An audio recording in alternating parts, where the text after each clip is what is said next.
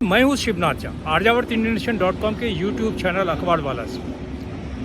मैं अभी कर्तव्य पथ पे खड़ा हूँ। मेरे पीछे Rashtrapati Bhavan, north block, south block और फिर नया संसद भवन। हिंदुस्तान में तकरीबन 20,000 के आसपास या उससे भी अधिक निजी क्षेत्र में ये सुरक्षा जो एजेंसीज हैं वो काम कर रहे हैं। और यह जानकर आपको बहुत आश्चर्य होगा कि पूरे देश में जितने पुलिस फोर्स हैं उससे कहीं अधिक निजी क्षेत्र के ये सिक्योरिटी एजेंसीज हैं। शायद छोटी सी दुकान से लेके बड़े बड़े अट्टालिकाओं में रहने वाले लोग, छोटे छोटे उद्योग से लेके बड़े बड़े कंपनियां, इन तमाम लोगों के यहाँ आज सिक्योरिटीज जो प्राइवेट निजी क्षेत्र के सिक्योरिटी हैं लगे हुए हैं। लेकिन जो सबसे दुखद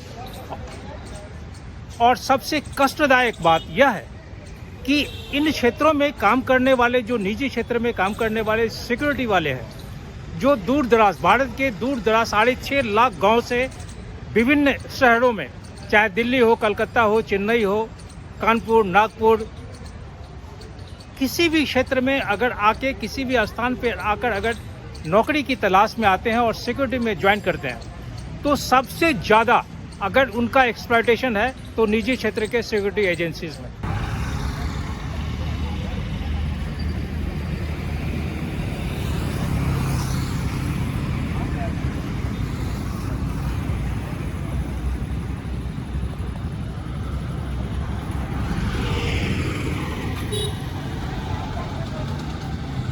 शायद हिंदुस्तान के बहुत कम लोगों को मालूम होगा कि यहाँ जितने भी निजी क्षेत्र के सिक्योरिटी एजेंसीज हैं, ये सिक्योरिटी एजेंसीज कुछ ऑर्गेनाइज सेक्टर में हैं, कुछ अनऑर्गेनाइज सेक्टर में हैं। जो ऑर्गेनाइज सेक्टर में हैं उसमें काम करने वाले जो सुरक्षाकर्मी हैं, जो भारत के करीब करीब 6.5 लाख से अधिक गाँव से पलायित होकर रोजी रोटी की तलाश में जब शहर आते हैं और शहर आने के बाद किसी जगह किसी सुरक्षा एजेंसीज में काम करना शुरू करते हैं ताकि उन्हें 2 वक्त की रोटी मिले, तन ढकने के लिए कपड़ा मिले, घर में जो बच्चे हैं उसके पढ़ने के लिए कुछ 2 पैसे का इजाफा हो।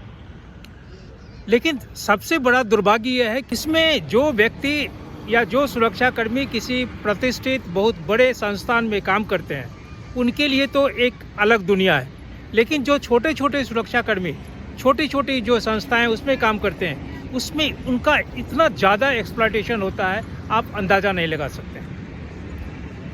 औसतन एक सुरक्षाकर्मी को करीब कहीं 7,500 रुपया, कहीं 8,000 रुपया, कहीं 9,000 रुपया, कहीं 11,000 रुपया, 13,000, 15,000, 17,000 और इसी क्रम में बढ़ता है।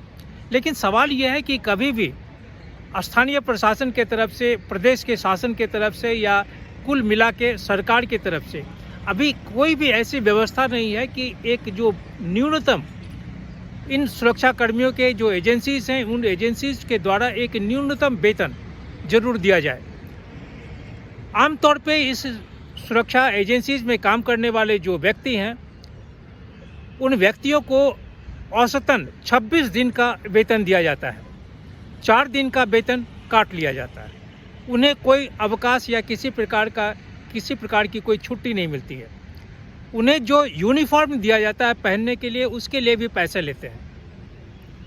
इसके अलावे हमेशा उनके गर्दन पे एक तलवार लटका होता है कि अभी जो 12 घंटा ड्यूटी करने के बाद गए हैं उसमें अगले 12 घंटा में दूसरे दिन नौकरी रहेगी या जाएगी, इसकी कोई गारंटी नहीं है। हिंदुस्तान में आज इस क्षेत्र का इतना अधिक दबदबा हो गया है, इस क्षेत्र का इतना अधिक विस्तार हो गया है, प्रचार प्रसार हो गया है कि आज तकरीबन 20,000 से अधिक एजेंसीज पूरे भारतवर्ष में हैं। 20,000 सुरक्षा एजेंसीज पूरे भारतवर्ष में होना यह एक साधारण बात नहीं है। और यह कहा जाता है कि इसमें तकरीबन जो लोग काम कर रहे हैं वो भारतवर्ष के पुलिस क्षेत्र में काम करने वाले लोग, पुलिस में करीब 3.2 मिलियन पुलिसकर्मी अगर भारतवर्ष में हैं तो उससे कहीं अधिक ये सुरक्षाकर्मी निजी क्षेत्र में काम करते हैं। भारत के बहुत सारे ऐसे राजनीतिज्ञ हैं, राजनेता हैं, चाहे वो संसद में हो, लोकसभा में हो, राज्यसभा में रहे हों, विधानसभा में रहे हों, विधान परिषद में रहे हों, या उनका राजनीतिक दबदबा हो, बहुत सारे लोग ये सुरक्षा एजेंसी चलाते हैं। यह एक बहुत बड़ा शोध का विषय है। वैसे सरकारी क्षेत्र में इसका आंकड़ा बहुत अधिक उपलब्ध नहीं है, लेकिन ऐसा माना जाता है कि भारतवर्ष में तकरीबन 6 मिलियन से भी अधिक सुरक्षाकर्मी निजी क्षेत्र में काम करते हैं, जबकि भारत में पुलिसों की जो संख्या है, जो मैन इन यूनिफॉर्म है, उनकी संख्या 3.2 या 3.4 मिलियन के आसपास है।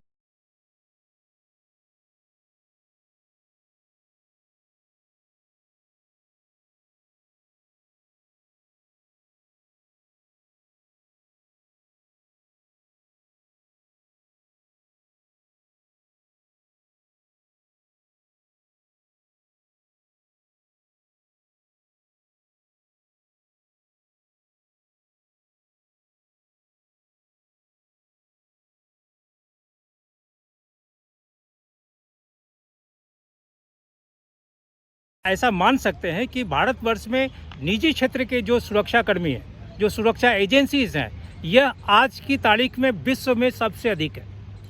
विश्व के किसी भी शायद 199 देशों में शायद भारत अकेला देश ऐसा है जहां निजी क्षेत्र के जो सुरक्षा एजेंसीज हैं इतने ज़्यादा अधिक मशरूम ग्रोथ हुआ है। आज किसी भी सोसाइटी का एक मुख्य द्वार से लेके पीछे नॉर्थ ब्लॉक, साउथ ब्लॉक तक और इस कर्तव्य पथ पर निजी क्षेत्र के सुरक्षाकर्मी तैनात हैं। ये सुरक्षाकर्मी अगर देखा जाए तो शायद 90% मामले में ये सुरक्षाकर्मी लगते नहीं हैं। चूँकि रोजी रोटी का सवाल है, नौकरी करते हैं, इसलिए वर्दी पहनकर खड़े हो जाते हैं। जो दुरुस्त चुस्त शरीर होना चाहिए वो शायद नहीं है। जो लोग मैन इन यूनिफॉर्म है, चाहे वो किसी भी तरह के यूनिफॉर्म में, प्राइवेट सेक्टर की तरफ हो या अन्य, तो एक लोगों की ये अपेक्षा होती है कि उन्हें बातचीत करने की बहुत बेहतरीन तरीका जानते होंगे। लेकिन दुर्भाग्य ये है कि निजी क्षेत्र में काम करने वाले जो सुरक्षाकर्मी हैं उसमें 90 से अधिक फीसदी लोगों को बात करना नहीं आता है। यूनिफॉर्म पहनने के बाद उन्हें इस बात का एहसास हो जाता है कि सबसे ज़्यादा अव्वल वही हैं, लेकिन वो ये नहीं जानते हैं कि उनके ऊपर भी भारतीय दंड संहिता या अभी जो नियम कानून है वो भी है। या नहीं कह सकते हैं कि निजी क्षेत्र के जो सुरक्षा एजेंसीज बढ़ रहे हैं उनका देश के आर्थिक व्यवस्था पे असर नहीं हो रहा है। संभव है कि उनकी कमाई से देश की आर्थिक व्यवस्था में भी एक सबल और सकारात्मक योगदान हो, लेकिन इस बात से भी इनकार नहीं कर सकते हैं कि इस क्षेत्र में जितना एक्सप्लॉयटेशन है, जितना शोषण है, शायद भारतवर्ष में किसी दूसरे क्षेत्र में शोषण होता होगा।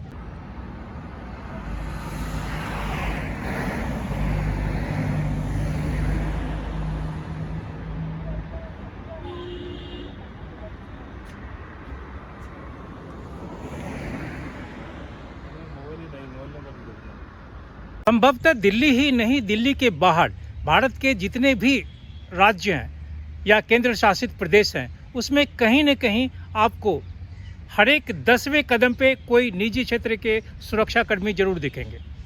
दिल्ली में जितने भी मॉन्यूमेंट्स हैं उस पे SIS का, सुरक्षा एजेंसीज का कर्मी वहाँ पे तैनात हैं, या विभिन्न जगहों पे विभिन्न एजेंसीज के सुरक्षाकर्मी तैनात हैं। उन सुरक्षा कर्मियों से जब यह पूछते हैं कि आपकी तनख्वाह कितनी है तो वो विह्वल हो जाते हैं।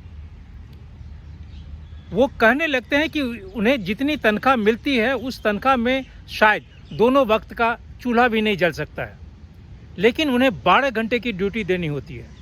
कहीं कहीं स्थिति ऐसी है कि 14 घंटे 15 घंटे तक ड्यूटी देनी होती है और उसके लिए किसी भी प्रकार का कोई भी आर्थिक अथवा चाहे मेडिकल के लिए हो, चाहे परिवार के लिए किसी तरह का कोई इंश्योरेंस शायद नहीं के बराबर है। खास करके जो ऑर्गेनाइज सेक्टर के हैं उनके लिए संभव है, लेकिन जो अनऑर्गेनाइज सेक्टर में है उनमें ऐसा नहीं।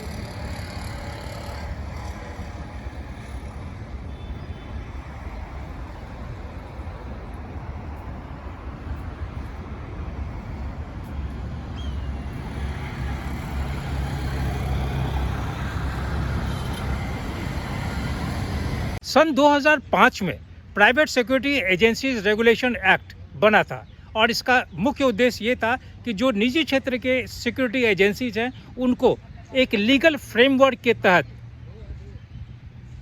काम करने के लिए मौका दिया जाए। 2020 में private security agency central model rules बना। 2020 के समय में ही एक बना central association of private security industry. इनका मुख्य उद्देश्य ये था, इनका जो दायित्व था वो ये कि प्राइवेट सिक्योरिटी इंडस्ट्री में जो क्षेत्र में लोग काम कर रहे हैं उनकी संपूर्णता के साथ सुरक्षा हो। लेकिन सुरक्षा कितनी मिली या कितनी मिल रही है ये शायद प्राइवेट एजेंसीज में काम करने वाले सुरक्षाकर्मी अधिक जानते हैं।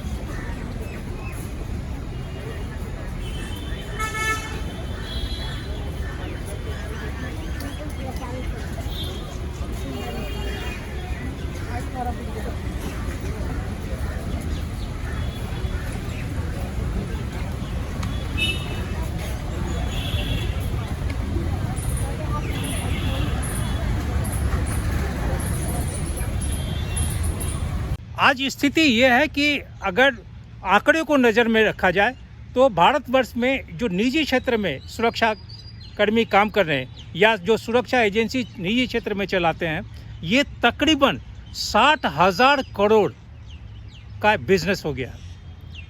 आप अंदाज़ा लगाइए कि एक निजी क्षेत्र में काम करने वाले सुरक्षा एजेंसीज 60,000 करोड़ का व्यवसाय करता है और इसमें आज स्थिति ये है कि ये सिर्फ इसमें कॉरपोरेट ही नहीं है, बहुत बड़े बड़े राजनेता, बहुत बड़े बड़े अधिकारी या बहुत बड़े बड़े जो डिफेंस सर्विसेज से रिटायर्ड हुए वे सभी लोग आज निजी क्षेत्र में सिक्योरिटी एजेंसी चलाते हैं।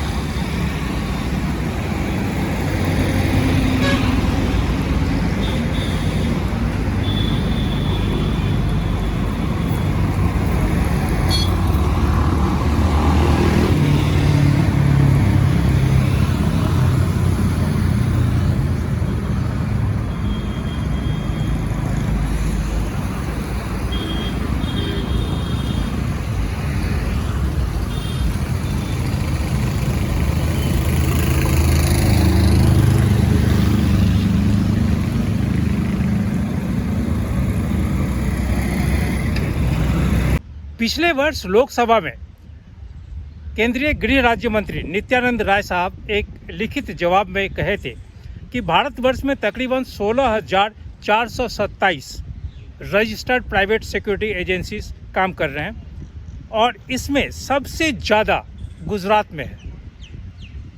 करीब 2,200 से अधिक एजेंसी सिर्फ गुजरात में हैं और 1,228 के आसपास पंजाब में, 1,116 हरियाणा और मिजोरम में काम कर रहे हैं।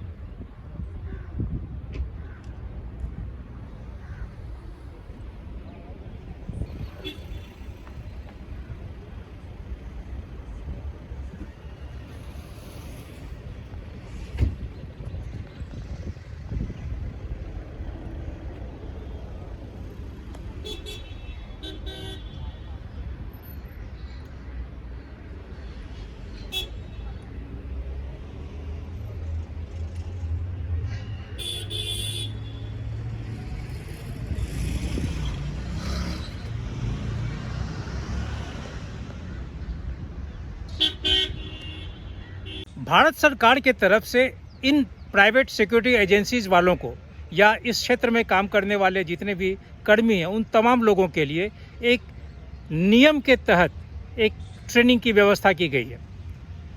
ये मैंडेटरी है कि उन्हें ट्रेनिंग होगा, लेकिन ये प्राइवेट सिक्योरिटी एजेंसीज कितने ट्रेनिंग दे पाते हैं ये शायद हमसे ज़्यादा बेहतर वो खुद जानते हैं। आज स्थिति ये है कि चाहे एविएशन सेक्टर हो, बैंकिंग सेक्टर हो, फाइनेंशियल इंस्टीट्यूशंस हो, कॉरपोरेट हाउसेज हो, एजुकेशनल इंस्टीट्यूशंस हो, एम्बेसीज हो, कंसुलेट हो, गवर्नमेंट के जो सरकारी कार्यालय हैं वो हो, अस्पताल हो, आईटी हो, बीपीओ हो, इंडस्ट्रियल और मैन्युफैक्चरिंग प्लांट्स हो, मीडिया हाउसेज हो, टेलीकम्युनिकेशन कंपनीज हो, होटल्स हो, पब्लिक सेक्टर अंडरटेकिंग्स हो, हाउसिंग सोसाइटीज़ हो, जो रिटेल और मॉल्स हैं वो हों, स्पोर्ट्स अथॉरिटीज़ हों या इस तरह के क्लब हों, शायद ही कोई क्षेत्र ऐसा अछूता है जहां ये निजी क्षेत्र के सुरक्षाकर्मी तैनात नहीं है। निजी क्षेत्र में जो सुरक्षा एजेंसीज़ हैं उसमें काम करने वाले लोग किस कदर के हैं, किस पारिवारिक जो उनका बैकग्राउंड है, ये कैसा है, अंदाज़ा नहीं लगा सकते। लेकिन जब नरेंद्र मोदी प्रधानमंत्री बने और वो अपने आप को ये कहे कि वो देश का चौकीदार है, तो भारतवर्ष में जितने चौकीदार थे, भारतवर्ष में जितने चाय वाले थे, सभी लोगों के मन में एक जिज्ञासा हुई कि सारे चाय वालों को जो चौकीदार हैं उनका कल्याण होगा। लेकिन ये चौकीदार, ये सुरक्षा एजेंसीज, इन लोगों का कहना है कि इनका कुछ नहीं हुआ। अलबत्ता निजी क्षेत्र में काम करने वाले जितने भी सुरक्षा कर्मी हैं उनका जितना अधिक शोषण है शायद किसी क्षेत्र में होगा। मोदी जी के नाम से जब चौकीदार का परिभाषा या नाम दिया गया सर, तो मेरे अंदर जिज्ञासा ये हुई, लेकिन मेरे अंदर आया सर कि जो है मोदी सरकार आई या चौकीदार मान लीजिए देश का बनाया गया है, तो चौकीदारों के बारे में मोदी जी जरूर सोचेंगे और कुछ करेंगे। लेकिन आज तक तो सर 9.5 साल में चौकीदारों के लिए तो कुछ मान लीजिए नहीं हुआ सर।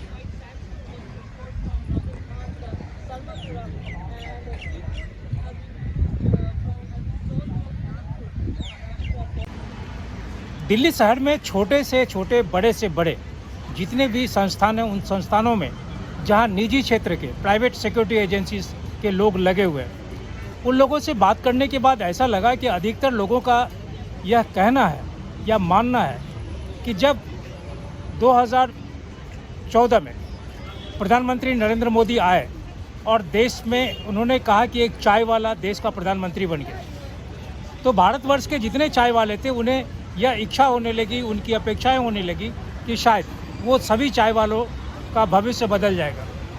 सभी चाय वाले अपने आप में प्रधानमंत्री का स्वरूप देखने लगे। सभी ये सोचने लगे कि आने वाले दिनों में ये देश के प्रधानमंत्री हैं और शायद इस क्षेत्र के चाय वाले जो सड़कों पे, गली के नुक्कड़ों पे चाय बेचते हैं, उनके भाग्य का निर्माण होगा। लेकिन ऐसा हुआ नहीं। हुआ यूँ कि जो चाय के बागान के मालिक हैं, चाय बागान के मालिकों का भाग्य में बदलाव आया। वो कॉरपोरेट सेक्टर के लोग हैं, उन्हें बदलाव आया। उसी तरह जब उन्होंने 2019 के बाद कहा कि वो देश के पहरेदार हैं, तो जितने भी पहरेदार थे, छोटे से छोटे, बड़े से बड़े सिक्योरिटी एजेंसीज में काम करने वाले, उन्हें लगा कि शायद सभी पहरेदारों का भाग्य बदल जाएगा। किसी का भाग्य नहीं बदला। आज औसतन निजी क्षेत्र में काम करने वाले जितने भी सिक्योरिटी एजेंसीज के लोग हैं, उन्हें औसतन 7,000 रुपया से 7,500 रुपया, 8,000, 9,000 अलग अलग संख्या में उन्हें तनख्वाह मिलता है। वो भी महीना के 30 दिन नहीं, महीना के 26 दिन। उन्हें काम करने की कोई चिट्ठी नहीं है। उन्हें जो भी पैसे मिलते हैं भले उनके अकाउंट में जाता हो, लेकिन दिखाने के लिए अपने घर में या किसी को दिखाने के लिए कि मैं इस क्षेत्र में इतने दिन काम किया, कोई कागजात नहीं है। आंकड़ा यह कहता है कि 2000 के आसपास निजी क्षेत्र में जो सिक्योरिटी एजेंसीज थे, उनका सालाना टर्नओवर करीब 57,000 करोड़ था। 57,000 करोड़, ये 2014 के आसपास। 2014 के बाद अभी 2023 है, बाद में ये संख्या करीब हो गया 2020 में 1.5 लाख करोड़ निजी क्षेत्र के सिक्योरिटी एजेंसीज की जो आमदनी हो गई वो 1.5 लाख करोड़ के आसपास। यह राशि फिर बढ़ी, ये राशि आ गई करीब करीब 3 लाख करोड़ 2022 के आसपास। आज 2023 और आने वाले 2024 या उसके आने वाले दिनों में ऐसा अनुमान लगाया जाता है कि निजी क्षेत्र में जितने सिक्योरिटीज एजेंसीज में काम करने वाले लोग हैं उनका भाग्योदय हो नहीं हो, लेकिन जो मालिक लोग हैं उस मालिक में अधिकतर कॉरपोरेट हैं, अधिकतर पॉलिटिशियन हैं, अधिकतर लोग वो हैं जो देश के सुरक्षा, चाहे वो डिफेंस में, नेवल में काम करते हों, चाहे स्थल सेना में हो, एयरफोर्स में हो, ये जो रिटायर्ड लोग हैं ये सभी रिटायर्ड लोग बहुत हद तक सिक्योरिटी एजेंसीज खोल लिए।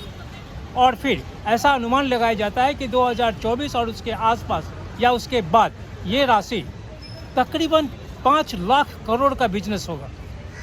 उन्हें जो कपड़ा दिया जाता है उसके पैसे वसूले जाते हैं, उन्हें जो जूता दिया जाता है उसके पैसे वसूले जाते हैं। अगर उन्हें 30 दिन के बदले 26 दिन की तनख्वाह दी जाती है, यहाँ पे 4 दिन का जो तनख्वाह है वो तनख्वाह मालिक का हो जाता है। स्वाभाविक है कि ये एजेंसी के जो लोग हैं, जो मालिक हैं, वो जहाँ ये सिक्योरिटी एजेंसी अपने सेवा देते हैं, लोगों को वहाँ पदस्थापित करते हैं, स्वाभाविक है कि वो लोगों के काम के बराबर या लोगों की संख्या के बराबर यह राशि उससे कम से कम दुगनी वसूलते हैं। गृह मंत्रालय के जो मेरे मित्र हैं, जो अधिकारी हैं, उनका कहना है कि मैं आंकड़ा नहीं दे सकता हूं, लेकिन औसतन गृह मंत्रालय में पदस्थापित जितने भी सिक्योरिटी एजेंसीज, खास करके जो निजी क्षेत्र के लोग हैं, वो निजी क्षेत्र के लोगों को जितना पैसा दिया जाता है एक एजेंसी के एक कर्मी पे, उसका करीब 60% पैसा ही उसे मिलता है। 40% पैसा एजेंसी का मालिक रखता है।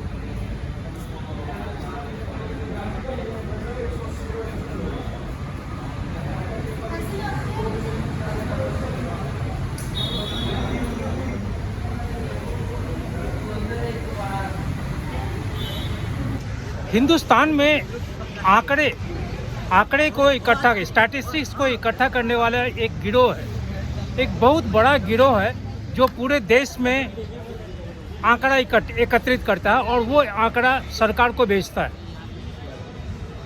ये आंकड़े जितने भी सरकारी स्तर पे रिलीज होते हैं उसमें 80 से अधिक फीसदी ये आंकड़े निजी क्षेत्र के होते हैं। परिणाम ये होता है कि अगर आप प्राइवेट सिक्योरिटी एजेंसीज के बारे में बात करेंगे तो सरकारी आंकड़ा यह कहता है कि औसतन एक एजेंसी का एक जो सुरक्षा कर्मी है उसे प्रत्येक माह 36,000 रुपया घर ले जाता है। ये झूठ बोल रहा है, ये आंकड़ा बिल्कुल गलत है।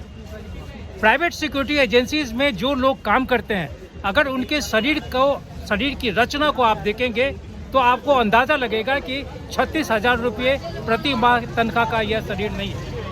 औसतन एक व्यक्ति 7,000, 8,000, 9,000, 10,000 या कभी 12, 13 अलग अलग एजेंसीज, अलग अलग तनख्वाह। औसतन सरकारी आंकड़े या जो आंकड़े बताते हैं वो 36,000 रुपये की। यह झूठ है। निजी क्षेत्र में जितने भी काम करते हैं सिक्योरिटी एजेंसीज में, उनका जितना अधिक एक्सप्लॉयटेशन है शायद किसी का है। आज हिंदुस्तान में निजी क्षेत्र में काम करने वाले सिक्योरिटी एजेंसीज की संख्या और पूरे हिंदुस्तान में जो वर्दी पहने हुए पुलिसकर्मी हैं उनकी संख्या छोटी हो गई है।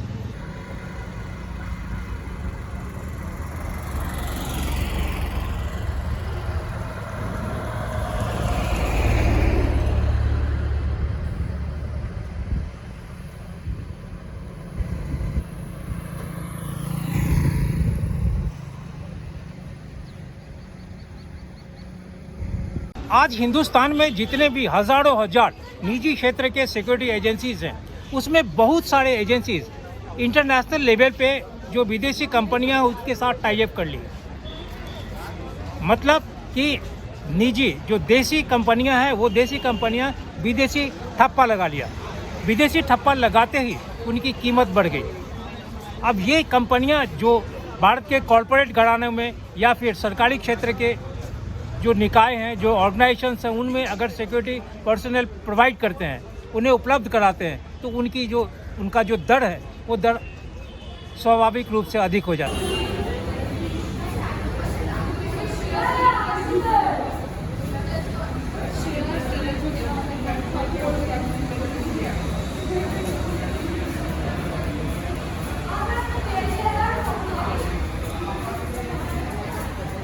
इस कहानी के दौरान मैं बहुत सारे सिक्योरिटी पर्सनल से बात किया जो निजी क्षेत्र में काम करते हैं। उनकी अनेक समस्याएं हैं।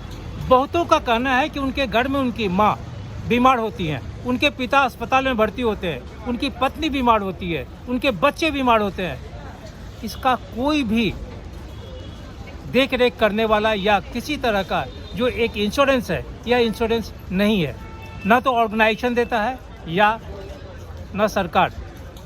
ये ऑर्गेनाइज रूप से ये सारे जितने भी एजेंसीज हैं, ये ऑर्गेनाइज रूप से अनऑर्गेनाइज सेक्टर के जितने कर्मी हैं, जितने सिक्योरिटी पर्सनल हैं, उनका एक्सप्लॉयटेशन करते हैं।